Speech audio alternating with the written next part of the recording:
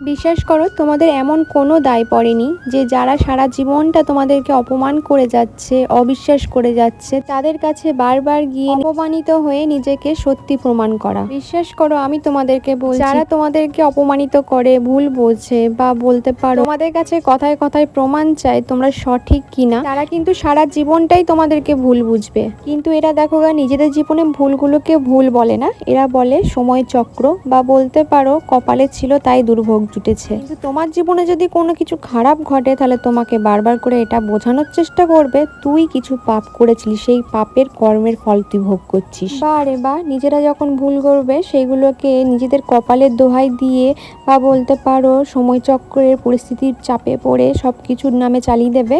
আর অন্য কাউকে যদি বিপদে পড়তে দেখো, তখন তাকে বলবে তোমার কর্মের ফল পাচ্ছ, পাপ করেছো তাই পাপের ফল পাচ্ছ। বাহ, বেশ ভালো লজিক জানো তো। আরে আমি তো এটাই বুঝতে পারি না, বিয়ের আগে এত ভালো মেয়ে ছিলাম, বিয়ের পর সবার কাছে এত কি করে খারাপ হয়ে গেলাম।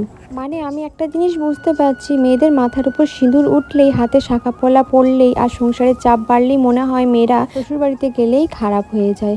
আসলে ভালো নাম তো হয়ই না, সব মেয়েরা আসলে বিয়ের পরই খারাপ হয়ে যায়। ধুর, এইসব কথা বলতে বলতে তো আমি রান্নাই বললাম না। আজকে কালো জিরে দিয়ে লুচি করছি, যেহেতু গুরু পূর্ণিমা ছিল সেই কারণে। এইদিকে একটুখানি নিরামিষ আলুর তরকারি করছি। আলুগুলো না ওই বলতে পারো একটা নতুন ছুরি কিনেছি, সেই ছুরি দিয়ে কাটলাম, বেশ সুন্দর। ফ্রেঞ্চ ফ্রাই ভাজার জন্য কিনেছিলাম।